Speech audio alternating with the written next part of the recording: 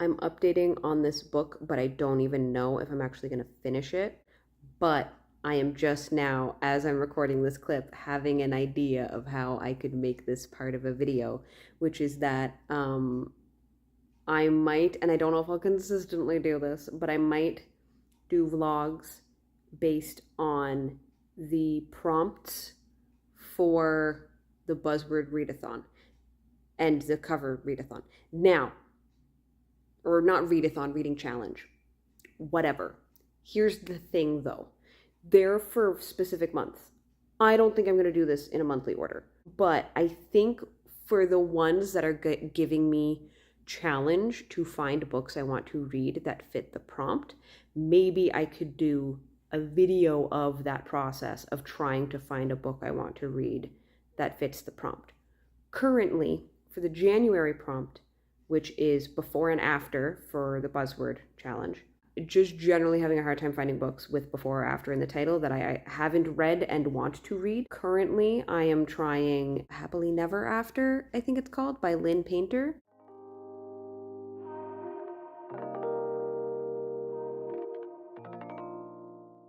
And the concept is interesting. Basically, the premise is there's people called objectors who you can hire to show up at a wedding to object to the wedding. And usually this happens in circumstances where, very close to the wedding date, one of the people getting married discovers that their partner has done something terrible, usually cheating, but because of the circumstances of the relationship, they can't just decide to cancel the wedding.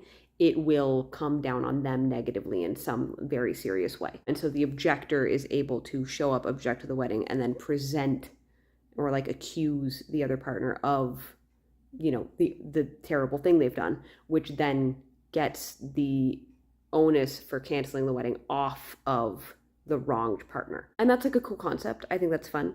But I'm not super loving the writing. Particularly the dialogue feels a bit weird in places.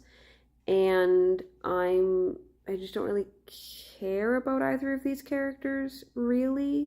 And I think this is a weird nitpicky thing, but a lot of the names in this book,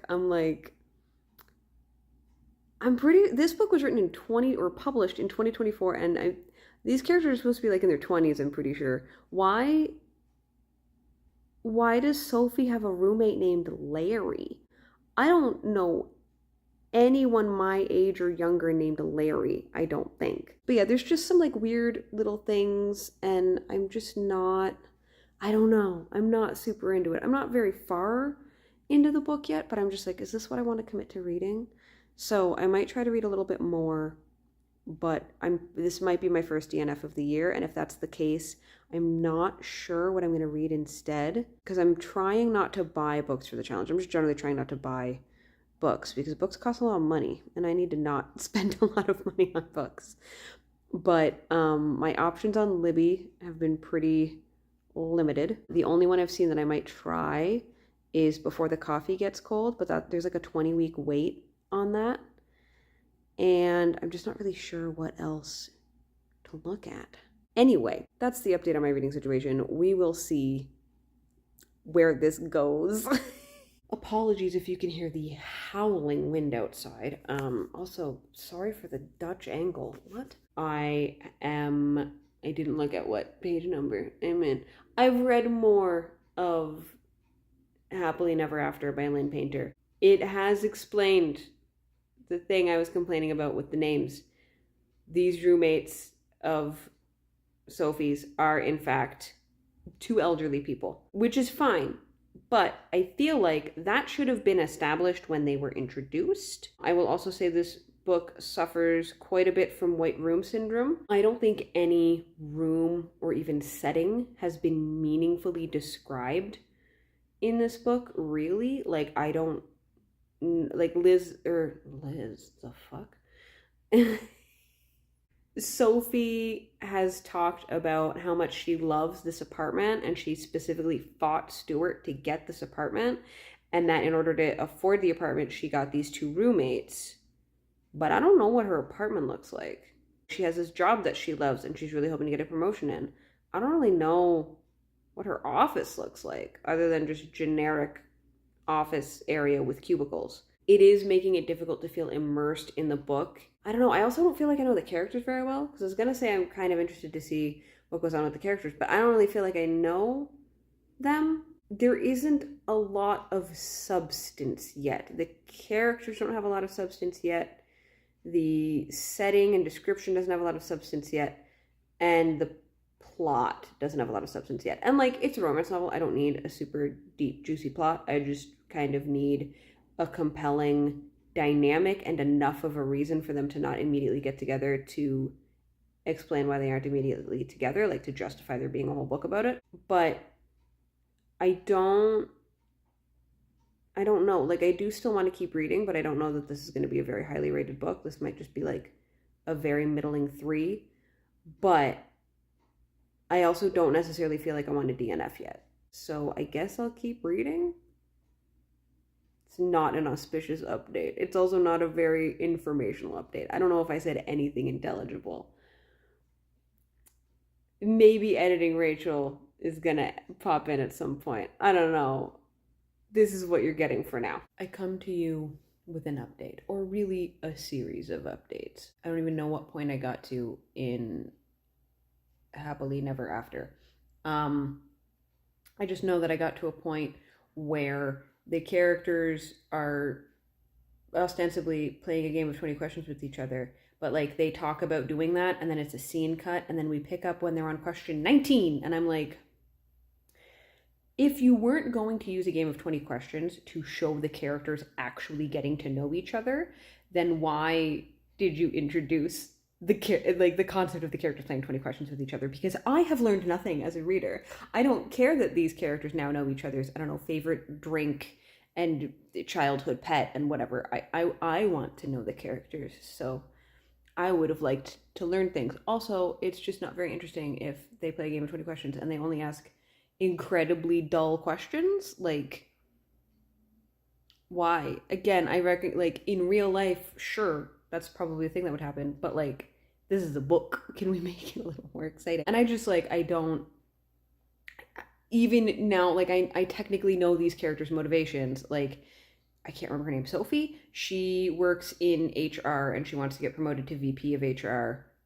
But to get promoted to VP of HR, she needs to show that she's over her breakup, because her ex-fiance is, like, he works in the same place that she does. So she has to show that she's not hung up on him, but also has work-life balance and isn't obsessed with work. So she's like, I need to have a boyfriend. But it doesn't go the fake dating route, which, like, come on. Or at least it wasn't going that way when I was reading it. And then Max's thing is that he wants to take over his dad's construction company, but his dad is, like, refusing to actually retire because his dad is fixated on the idea that his kids all need to be taken care of, which means, like, married off or whatever. And so he's like, oh, I can't get this settled until he thinks I'm in a serious relationship, blah, blah, blah. So both of them are motivated to at least present like they're in a relationship. And so, like, that's why they keep coming back together, or at least, like, that's the catalyst for them coming back together again. But all of that being said, you would think I would have a better grasp on these characters now that I know their goals and motives. Nope. I don't know why Sophie likes working in HR so much, and why she's so determined to become the VP of HR, and why she's even so determined to specifically stay working at this whatever company. I don't know. I don't remember if it says what company she's HR for, or like what exactly they do. She just works at HR. But like, I don't know what about this specific place has her so set on, like, I need to be VP of HR here. And like with Max, it's like, okay, sure, family business, whatever, whatever. What does he like about working construction? Why does he want to stay in the family business? I don't know. He just does. I don't feel like these characters are people so much as tropes, and it doesn't make for a very interesting book. So I'm DNFing it. Then I tried picking up, I cannot remember the author's name. It was a graphic novel of a short story, and it was called, like, After the Rain or something.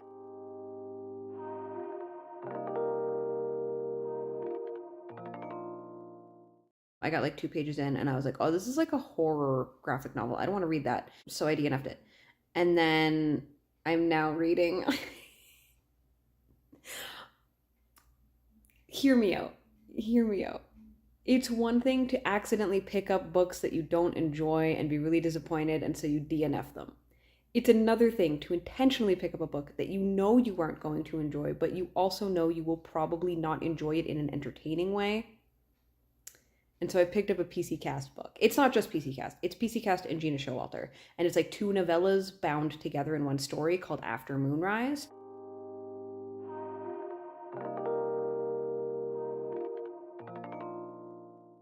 Part of me is like, maybe I'll just read one of them and call it done. But no, I have to read both of them. I've never read a Gina Showalter, so maybe she's better than PC Cast, hopefully. But in any case, I am like, I've read 3 chapters of that. I'm going to try and hold off on updating on that too much because PC Cast reviews can very quickly turn into rant reviews, and I'm trying not to do that. The first story, which is the one by PC Cast, is called Possessed, and it's about this psychic detective guy who solves murders by tracking the residual negative emotions left in the space or something. If you've read the House of Night series, he's Aurochs, except he doesn't transform into a bolt. He meets these, like, his newest client is 2 twins. Well, one twin who's alive, the other who's dead, and the dead twin is possessing the alive twin. And both twins are set up as possible love interests. So it's like a love triangle thing. I don't know. It's not super well written so far. I'm already having some issues with it. I'm trying to be mindful of the fact that this is written in like the 2010s. I don't know the exact year. Anyway, a couple quick things of note that I do want to make sure I highlight. This is from a male POV. So far, the first 3 chapters are only from a male POV. So it's from the man's point of view. And he is ambiguously brown. He's just stated to have brown skin. Possibly specifically a black man. Because in an early scene, a character calls him the N-word. Completely unnecessarily. Like, this is a scene where we've already spent the entire scene up to that point establishing that this other character is a bad person and, like, just shitty. And so for him to then use a slur is like, we already know. Like, you don't... Interesting choice. So far, there have been no food or coffee-based skin color descriptions, so that's a positive compared to other works contemporary to this one. But yeah, that's one thing I just want to make sure I noted, because I want to make sure I don't forget to acknowledge that. And I guess I will update later. I'm gonna try not to get into rant review territory with this, because that's not what we're here for, but whatever. I'm trying not to do like a ton of updates on this because, as I said before, I can very easily fall into just ranting for hours about PC Cast books. But I am up to chapter 6. This first novella in this like duo collected thing is 12 chapters long, so I figure this is as good a place as any to update. I hate Rafe. Our main character is Kent Rafe, and I hate him. One factor is just how PC Cast tries to write men. He's supposed to be very gruff and kind of stoic and detached from his emotions and all this stuff. But also, like, he's just a fucking asshole. Like, he's a retired Army Master Sergeant, specifically a Master Sergeant in the Special Forces as a non-commissioner officer in charge. And, like, for reasons, okay, I guess I have to explain the plot a little bit. I think I explained a little bit of it, but there's the twins, one of them's dead, they're still connected even in death, and the dead twin will manifest to the alive twin, and like Rafe can also see it because he's psychic. But then the dead twin will get ripped away in some sort of very painful thing, and she vanishes. And that's happened like 3 times already. Like by chapter 4, it already happened 3 times. And I'm like, okay, it's losing its effect. The second time it happened, entirely could have been done away with. We didn't need that. When this happens, sometimes Lauren, who's the alive twin, she will go catatonic from the like drain it puts on her when this happens to her dead sister Aubrey. And this happens when Lauren is with Rafe, and Rafe's response is to be like, oh, I pulled on, you know, what I learned as a Master Sergeant in Special Forces. And he just yells and swears at her while she's catatonic, and that snaps her out of it. And I'm like, I don't I don't know if that's how that works, but okay. He also, like, there's a scene, the chapter I just read, he called in basically help from this other psychic because there's a bunch of stuff going on with this case that he's never seen before. And he's like, this is another expert who, like, might be able to help us figure out more of what's going on and how to move forward from here. And she's Lithuanian, but he calls her a Russian spy. And then a couple paragraphs later, he calls her a Nazi. And I'm like, hey, here's the thing. Yes, Lana, the Lithuanian character, calls him on it and is like, I'm not Russian, learn history and geography, you dumbass. And also, I'm not a Nazi because Russians and Lithuanians were not Nazis. But, like, the fact that PC Cast put that in as a joke and, like, we're supposed to like Rafe. So, for... like, it just makes me hate him. I don't like this character. There's also, like, a bunch of stuff going on where he keeps getting upset with himself because something will happen with Lauren. Like, she's in a lot of distress. Her sister's dead, and her soul is being drained by what's happening to her dead sister. And he keeps having these moments where he's like, oh, why do I care? Like, it's so weird that I want to see her be happy.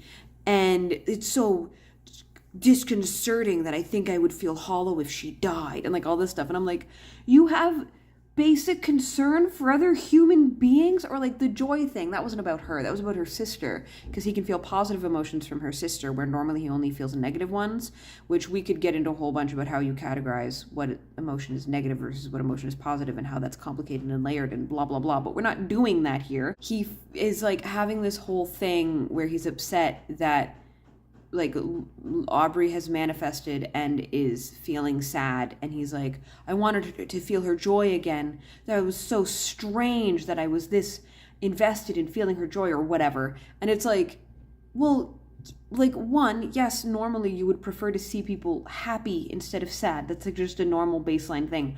But also, when you are specifically feeling another person's emotions, no shit, you don't want them to be sad because you don't want to be sad.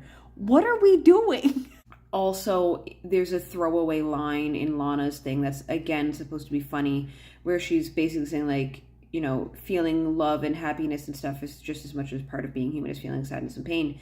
And, you know, you are human, Rafe, despite being a man. And I'm like, I fucking hate that. PC Cast's constant gender essentialism and the way it infiltrates literally everything she writes, it infuriates me in ways I cannot describe. So we're not doing well. Based on this first story, I'm gonna give it a 1. I'm gonna hold out hope that maybe Gina Showalter is a better writer than PC Cast. Also, the writing itself, I guess I didn't comment on. The writing itself is bad. The dialogue is very stilted and awkward.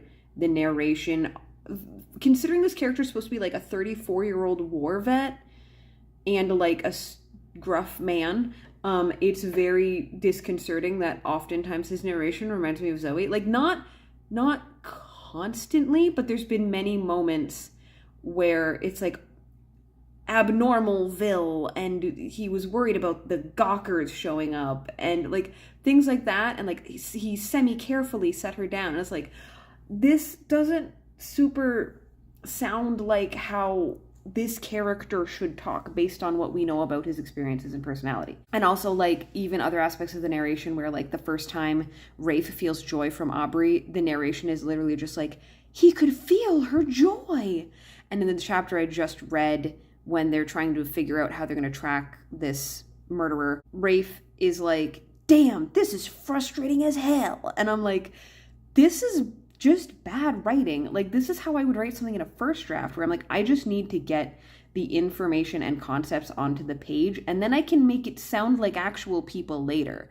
But it's like that step didn't happen, and that's a recurring problem in PC Cast's work. I constantly feel like her dialogue and narration just doesn't sound right. It doesn't flow, it's stilted, it's unnatural, nobody thinks or talks like this. Anyway, that's where I'm at with this book. I'll probably try and read more this evening, and just pray for me that the second novella in this collection is better.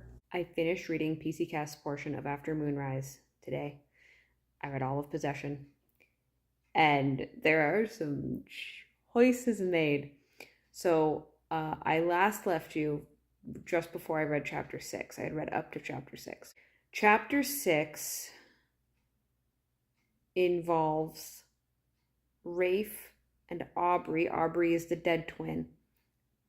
She appears to him because he's trying to do like shaman things to reach the land of the dead to reach her, and so she goes to him. And just for some reason, as a ghost, she's wearing a slinky little dress. I don't recall her outfit being described as a ghost necessarily, and this also raises the question of, can ghosts change their clothes? Whatever. She starts stripping, and he's like, "What are you doing?" And she's like, "This is how you this is how you will be able to connect to me. You need to feel positive emotions." And I guess the only pathway for them to become connected and him to feel positive emotions is for them to have mutual masturbation ghost sex. Which, like, here's the thing. Conceptually, I'm not against it. I'm not, like, I get that this is supposed to be like an adult romance. There's supposed to be smut. It's supposed to be like, you know, this is the romantasy before people described things as romantasy as a genre. So it's supposed to have a lot of the same trappings as what we see as romantasy now, where oftentimes the fantasy elements are an excuse for the romantic and sexual elements, and like, that's fine. However, the logic of the scene is not sound, because in what way does him mutually masturbating with a ghost cause him to have positive emotions? Because like, the thing with sex and like sexual pleasure is that like, it doesn't have to be attached to happiness. It can even in fact be specifically attached to negative emotions. But also, there's not enough built up between these characters for this, like, it's played very much as like, this isn't like Rafe is just like, yeah, she's hot, and of course I would enjoy getting off with her, she's hot. It's like, we're supposed to feel like there is an emotional bond here, because like at the end of the scene, he's thinking about, it wasn't about the sex and the orgasm, it was about her laughter and her joy. And I'm like, you've known her. By the time that she appears for this scene, he has seen her 3 times and has spoken to her for a cumulative, and not even like spoken directly to her, because sometimes she's talking to her sister, but like spent a cumulative maybe 5 minutes with her. So like, it literally doesn't make any sense to try to establish this as having any kind of emotional foundation. It'd be like saying, I saw this barista at Starbucks 3 times and we talked about the weather, and and then we hooked up, and it was her joy that mattered to me. And I'm like, that's not like, no, that's just not how that works. Where like, we could have done something here that would have worked better. Another thing with how the scene plays out is she's talking to him about like, feel me, but like, he can't physically touch her, so he's supposed to be feeling what she's like feeling emotionally. But for some reason in this scene, he can't fully, even though he was able to do it like accidentally before. And she's like, you need to let go of your emotional baggage and accept this pleasure. And he's just like, yes, I want to do that. I want to let go and accept you. And it just works, which is like, one, what is his emotional baggage? I think it's supposed to just be that he tracks negative emotions, and so that has caused him to feel like dour and negative all the time, which, like, sure, but there's also allusions to him having like a failed relationship, and like, that's part of why he feels this way. It's paying lip service to the idea that like, he hasn't really felt joy since his powers manifested, but that happened when he was 9. And also, his inability to feel positive emotions because he's so mired in all the negative emotions he feels doesn't make sense, because like, it's not like he started tracking, and then from the outset could not feel positive emotions when he was tracking, which like why? But also he's learned to shield himself so he can block himself from feeling negative emotions. So it also doesn't make sense that this would be like a perpetual thing he can't escape.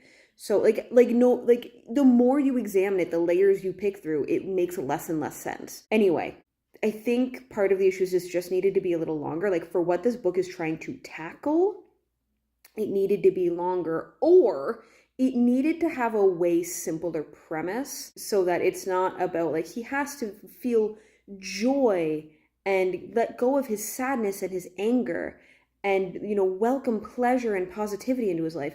And that being like the thing he has to do in order to surmount this obstacle and be able to connect to and find Aubrey, because it's just too big of an ask for how short this story is. So instead of it being that, it could just be like, you know, something about, regardless of how casual sex is, there is a degree of intimacy that's just automatically involved in that kind of exchange. Like I could see that kind of argument or something. Like you could have done something to justify the smut and connected it to the fantasy element as is done in these books, but like what was done just wasn't good. And also like the sex scene itself, I will, like, these aren't direct quotes or anything, but I will essentially like repeat what the sex scene was. She took off her dress, he got hard, they talk a bit back and forth about how he needs to welcome pleasure to feel her pleasure so they can enjoy each other together even when they can't touch. He says, yes, I want to let go and feel that pleasure. He does. He starts touching himself. She touches herself.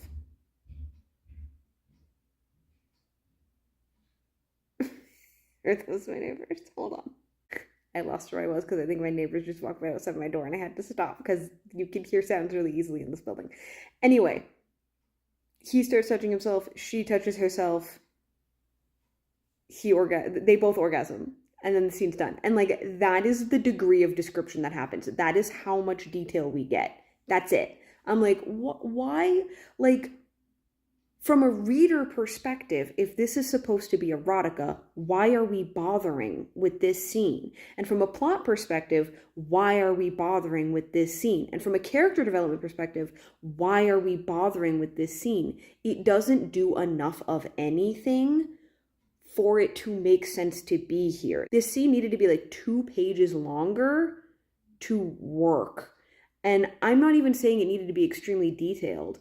We could have had literally 3 paragraphs of the actual smut, and that would have been fine. It's not supposed to be a long, drawn-out experience, but like there should have been something to it. That happens, and then there's a second sex scene in the book, and this one's even weirder, but like I get the concept behind it, and I understand why it is doing what it's doing, but just everything about how it unfolds is just not done right. The one thing I can say is kind of done okay is that it's very clear that the twins have talked about this beforehand, and they have like freely, openly discussed it and agreed to it. In case it wasn't clear, what happens is Aubrey possesses Lauren's body so that she can have sex with Rafe via Lauren. And like that's weird, but also like it's a romantasy thing. There's gonna be like there's this is the kind of thing where like when people talk about consent and boundaries and stuff in fantasy, this is the kind of thing where I'm like, this there's no real world comparative to it. So as long as it's clear that the characters have had some kind of conversation about it and reached some kind of agreement, I'm not mad at it. Because there's never going to be a situation really where you have to worry about like you don't have to worry about someone possessing your body and making you have sex with someone. That's not a thing that happens. So like I'm okay with that being a thing that happens in this weird little fantasy story. It's fine. What's not fine is that they refuse to tell Rafe what they're planning. And then when Rafe realizes what's going on as Aubrey and Lauren's body is coming onto him and he's saying, possession's dangerous, this isn't right, we shouldn't do this, Aubrey is like touching him and like undoing his pants and like just proceeding. But she keeps going even as Rafe is not agreeing to do this. And that's where it becomes an issue, because it's like, regardless of the specific context of the scene, someone saying no and a person continuing is a real world thing. And so that makes this not okay. That is fucked up. Please don't put that in your romantic sex scenes, because it's not romantic. And it's not like this is meant to be a dark fantasy where it's playing into like, some, darker sides of kink and stuff. Like, it's not supposed to be that.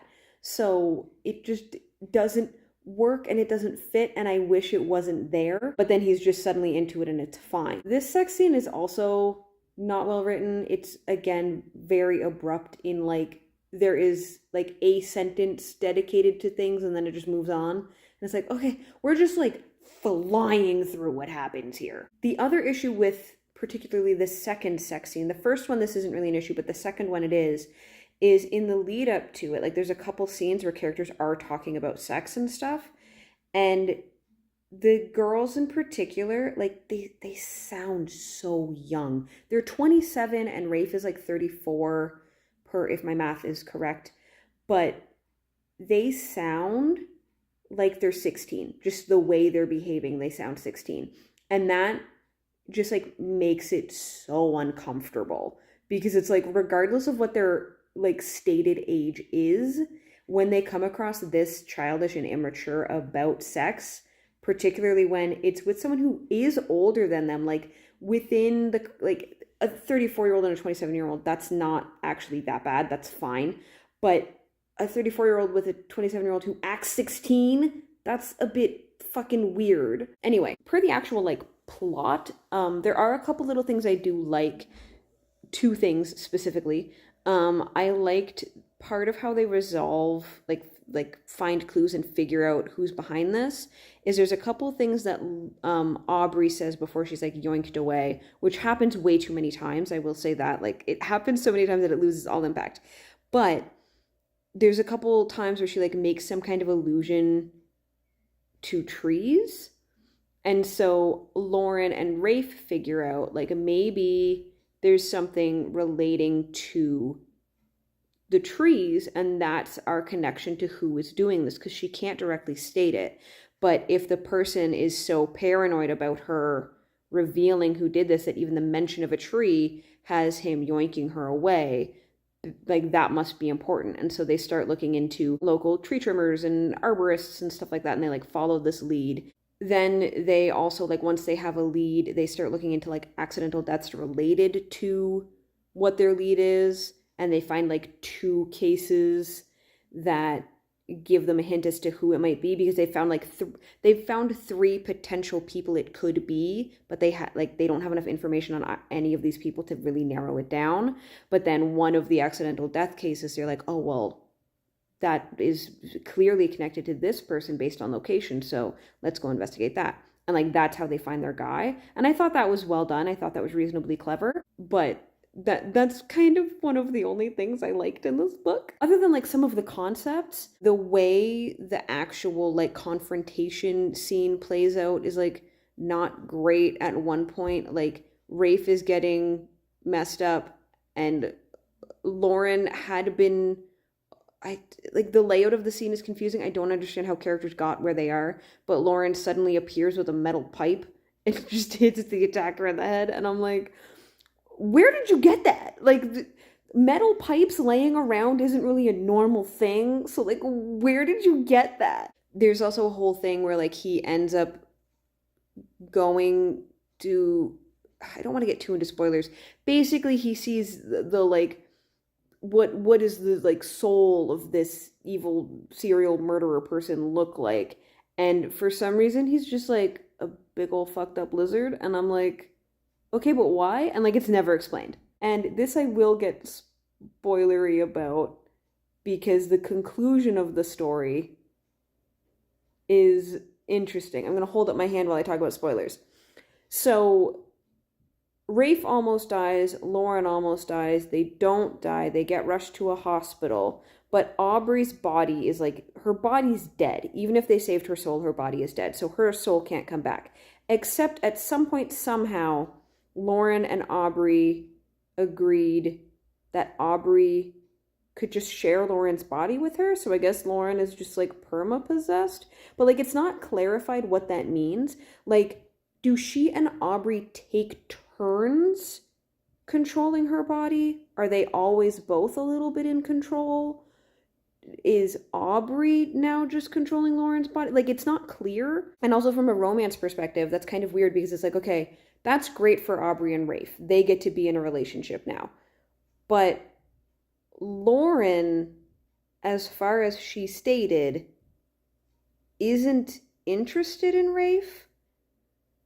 And also, like, this doesn't feel like a story that has considered polyamory.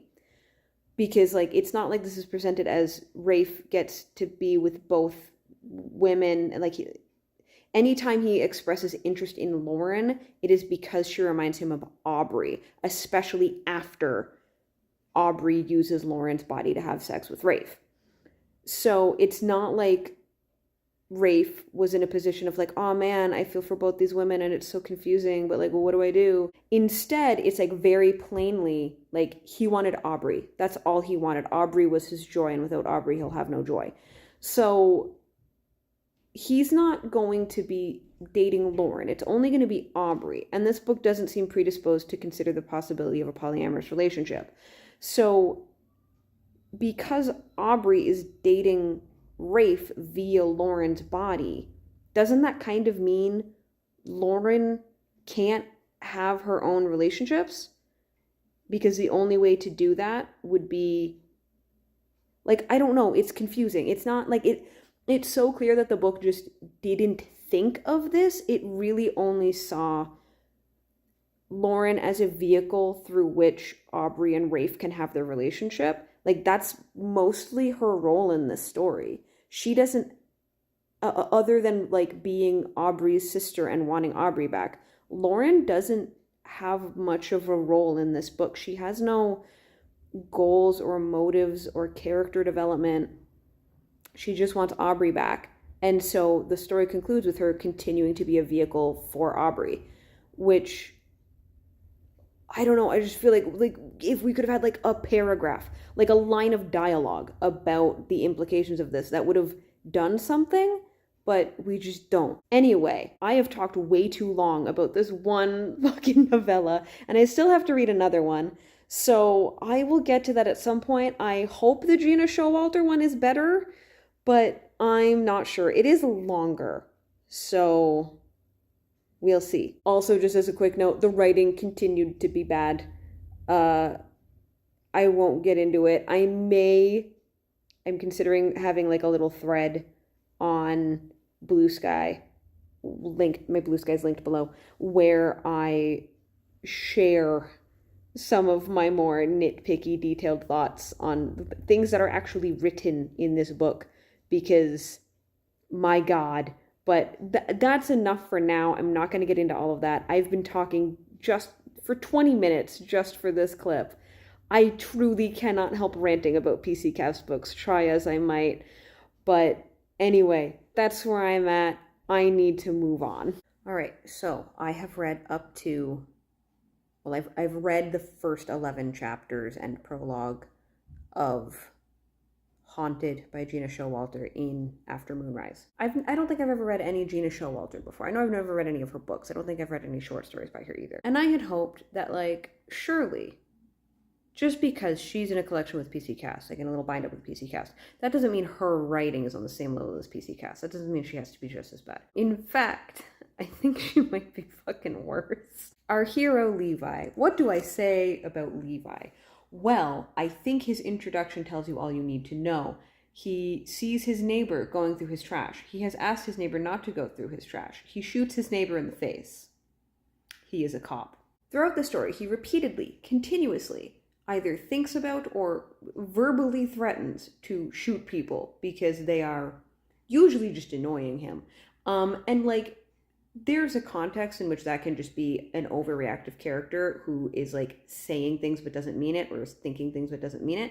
But the very first thing this character ever does is shoot someone in the face this is like the first paragraph of not the first paragraph of the book, because there's a prologue, but the first paragraph from his perspective, he has shot someone in the face. He also constantly refers to women as females, and like arguably that could be because he's a cop slash detective person, and so like when talking about suspects or victims or whatever, you say female or male or whatever. But it doesn't read that way. It feels like that uncomfortable thing that some romance novels do, especially romance novels that are like really, really steeped in uncomfortable gender shit. He also, this is gonna have spoilers, obviously. There's a part where he's interacting with Harper and they get physical, like they start making out, and he tries to feel up under her shirt, and she like freaks out and like jumps away from him and is like having a panic attack. And once he has her calm down, well, one, he immediately pulls her into his arms again and is like, hey, maybe if this person reacts negatively to certain physical touch, maybe you should ask before you ever touch her. Especially because this is like, I don't know, I think they knew each other for like a day at this point. So it's not like they have a strong bond where this feels like a thing that should be allowed. Whatever. But also later on, he's thinking about like how attracted he is to her and how much he wants her. And basically, I can't remember the phrasing, but basically he's like, he will have her. They will have sex. Even knowing that, that's what it is. He referred to her as broken because he believed her to have been assaulted. So even knowing she has a strong physical reaction to being touched, like negative reaction to being touched, suspecting that she has been assaulted, he is still bound and determined that he will have sex with her. And there's also a scene where he thinks she might be about to like kind of let him down gently and friend zone him. And he's like angry at just the thought that she might do that. So Levi is a piece of garbage. I don't like him. I'm sure there's more things in my notes about him being terrible, but that's the broad gist of it is he wants to shoot everybody. He's a big angry man, and all he cares about is having sex with Harper. Ostensibly he cares about her, but mostly he just wants to have sex with her.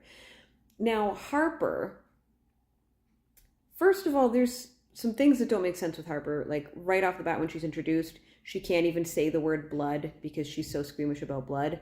But then, like this is in Levi's POV chapter, and then when we switch to her POV, she makes a casual comment about like her actual name is Aurora Harper, and she hates that she's named after Sleeping Beauty. And she's like, you know, anyone who makes fun of me for being named after a Disney princess is going to meet the razor I keep in my boot. And I'm like, if you're scared of blood, why would you carry a bladed weapon ever? You can't handle saying the word blood. You're not someone who's going to draw blood. What are we doing? She's just basically like, her whole thing is she's the stereotypical tough girl where, yeah, she learned how to fight and she swears and she's sarcastic and all this stuff. And that's just all that she offers. But also, she's constantly like, not swooning, but like, Levi has to keep scooping her up into his arms or pulling her into his chest or pushing her behind him. And she's very like, you know, delicate damsel kind of vibes, and it just feels very uneven and imbalanced. And I think as I'm speaking about it, I think part of the issue is that the author wanted to be able to have big, strong, manly, aggressive man who has a gun and wants to fight everyone to protect his precious woman, but also wanted to have strong, independent woman who takes no shit and, you know, she'll cut you. But you can't, those two characters don't really work together, because you can't have the strong, independent woman who doesn't need someone to defend her and the big, strong man who needs to defend her. They won't work together. So she has favored, instead of it being something like Levi learns to accept that Harper can defend herself and his aggressive tendencies are softened by that, it's, well, we have to let the man be the strong, aggressive, violent one, so Harper becomes softer. So we have our characters, and we spend many chapters of them being confused and kind of meandering around trying to figure out what's going on. Both Harper and Levi have been experiencing blackouts. They started experiencing blackouts around the same time. They both abruptly moved into this rundown apartment building for reasons that they don't even understand. They just felt compelled to. In Harper's like blank spots, it's like several weeks that she doesn't remember. And she also, like, she's a painter and she has been obsessively painting this image that is a complete deviation from what she normally paints. And it seems to be a murder scene. And she's wondering if her blackouts are because she witnessed a murder and has repressed it, but it's coming out in her art. And so she talks to Levi because he's a homicide detective, and she wants him to help her figure out, like, what is she painting and is it real? So, like, conceptually, that's fine. I think that's an interesting plot. I think that can be fun to examine, especially considering this is also like a paranormal story. So there's a lot of questions of, like, did she develop a psychic gift? Is this a ghost speaking through her? Did she, like, there's a number of things that could be going on, and that's, I think, interesting. The other thing that's going on is her roommate Lana, who was introduced in Possessed as like a very minor character. She is psychic. Lana is psychic. She can speak to spirits. And Lana has been acting very strange lately. She's been crying all the time. She is like kind of avoidant about some things, and just like things are very strange. So the first like 10 chapters of the book are just these characters, like, they kind of ask around about things, they look around about things, they examine the painting, they write, like, they're just trying to figure out what's going on. But not a lot is actually happening. It's a lot of just Levi threatens to shoot someone, Harper thinks he's hot, Levi thinks she's hot, they bicker, but then also they want to kiss each other. But I, as a reader, don't understand why, because they have no chemistry. They're both just obnoxious and or terrible people. But then we get to chapter 11. All of this finally reaches a head. I still have 80 pages to go, but we've reached a turning point. They have reached out to, well, Lana on their behalf has reached out to another psychic they live in Oklahoma City, and this psychic is in Tulsa. So they go to Tulsa, they meet this psychic. So we finally get to a scene where, like, the psychic Peterson has done some research and looking into things, and she sits down to finally talk to Levi and Harper about what's going on. What is going on? What's the twist? What's the reveal? Both Harper and Levi have been dead the whole time. Now, that in and of itself, not bad. I could deal with that. That could be interesting.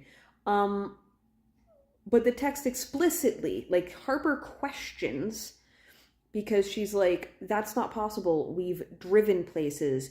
We booked a hotel room. We've both eaten food. Like, we've been talking to people. How could we be dead and have that happening? And Peterson is like, you imagined driving a car. You didn't actually do it. And if you sat down and talked about it, you'd find that you both imagined driving a different make and model. You probably didn't actually talk to that hotel clerk. You just, through the sheer force of your denial, convinced yourself that you did. And in the instances where people do see you, it's because those people have psychic gifts. This includes one of Levi's cop friends, who, as far as I recall, was not established to be psychic in the scene he's introduced in. So sure, I guess he's psychic now. And so basically what the text is asking us to do is going, hey reader, here's a twist. I know it doesn't quite make sense given what's actually happened in the text, but if you could just ignore the previous 10 chapters, it's actually a really great twist, and you should be shocked.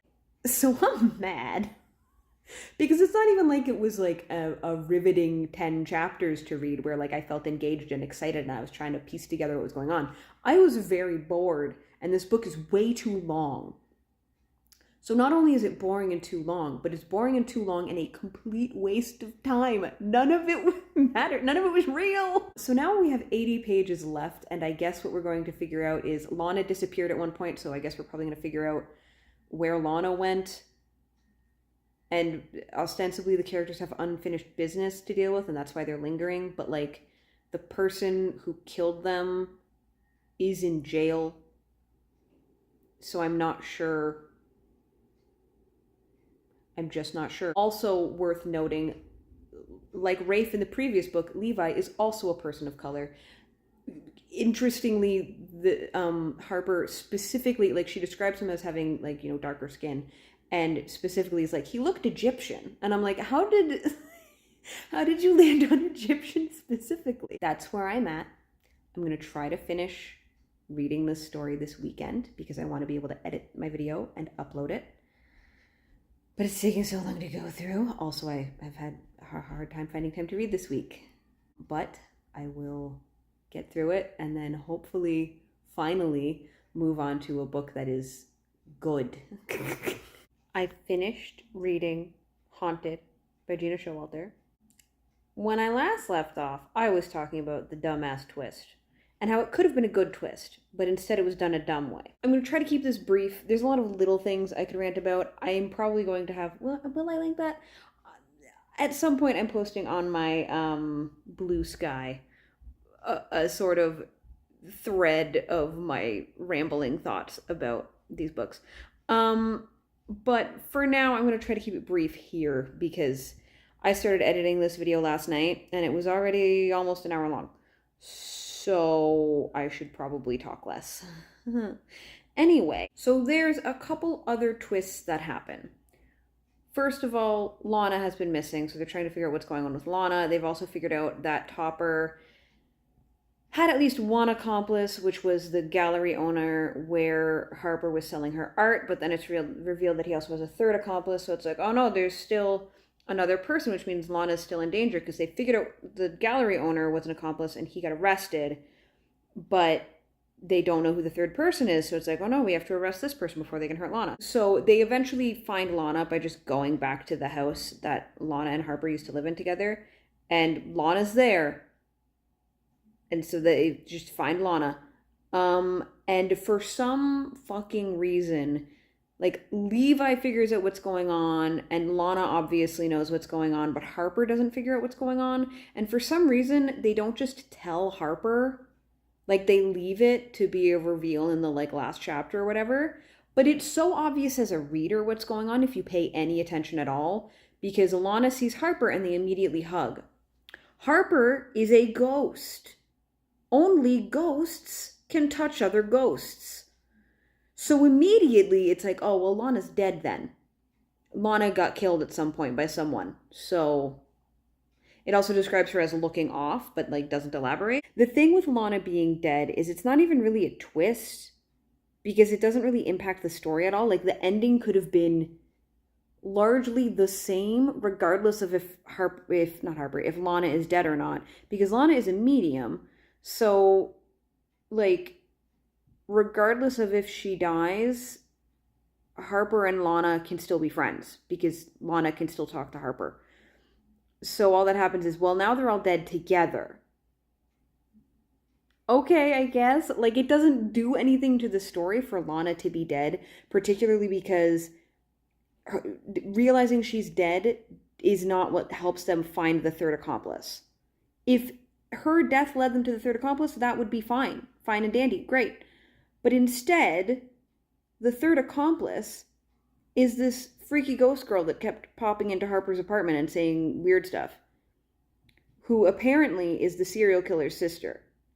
I'm pretty sure, I can go back and check, but I'm pretty sure it's never mentioned previously in the book that the serial killer had a sister, let alone that he killed his own sister. Because he killed her and then she, as a ghost, helps him, which is also unclear because he's not psychic, so he can't see or speak to ghosts.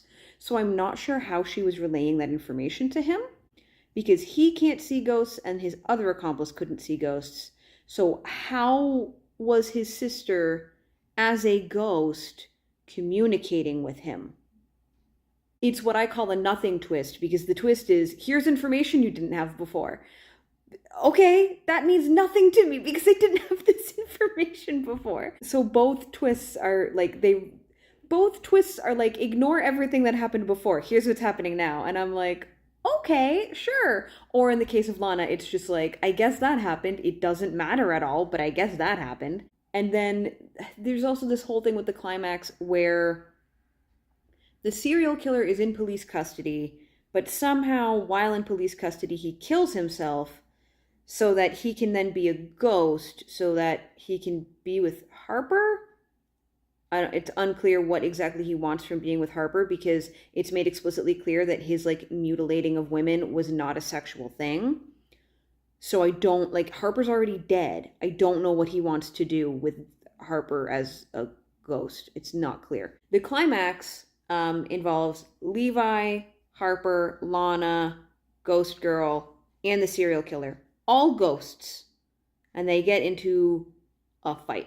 Ghost Girl does things initially. She, like, flies through the wall and makes things shake and fly around. And there's two psychics with them, Peterson and Horowitz, who've been like helping them figure stuff out. And she like does weird, I don't understand exactly what happens, but basically has them like convulsing on the floor. And she makes Levi frozen to the spot and silences Lana so Lana can't speak. And then Harper just jumps on her and starts punching her. It describes it as the ghost girl clawing and scratching and Harper punching like a man. And I'm like, I hate it. Harper beats her into ghost unconsciousness. I don't know how that, sure. The serial killer shows up and then Harper gets into a physical fight with him and is punching him. And it's literally described as she punched and punched and punched and punched. And then he ends up near Levi, who's still frozen in place, and Levi punched and punched and punched, and like that's the extent to which the fighting is described. And that's just how they defeat him. They just hit him a lot. And then eventually Horowitz, who is one of the mediums, like he recovers and he has the ability to send ghosts away, like force them to go to the beyond. And so he does that to the ghost girl and the serial killer. And that's it. It's all done. And I'm like, okay. I had thought that a climactic fight scene involving 5 ghosts would involve more than just punched and punched and punched. The writing also in general was like not good. There's this thing that Showalter does throughout the text where it'll be describing an emotion and it'll be like fury, growing, and like that's the description. And I'm like, could I have something with some like tactile feeling to it, like an actual tangible description?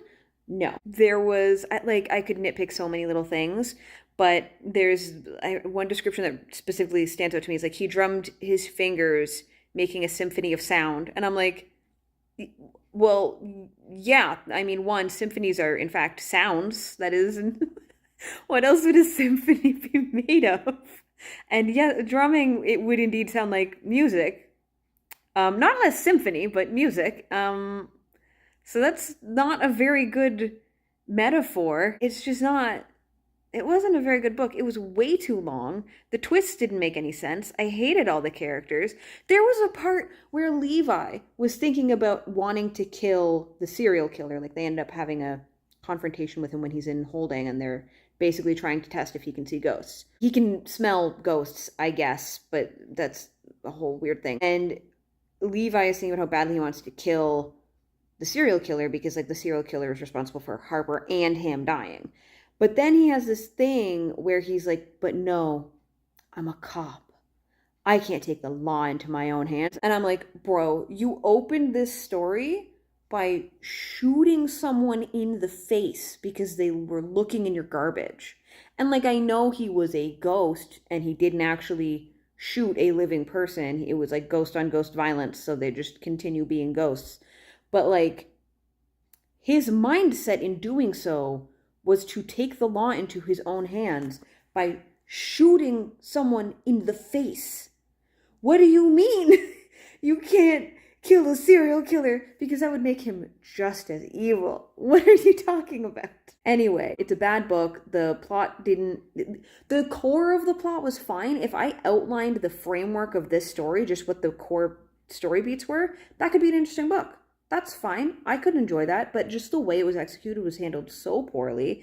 Nothing was really foreshadowed, or like if it was foreshadowed, it was done in a way that was so obvious that when the twist happens, as with Lana, it's just kind of like, okay, I guess that's a thing. Or it's literally impossible to predict because it doesn't exist in the text. Anyway, I've talked way too long about this book.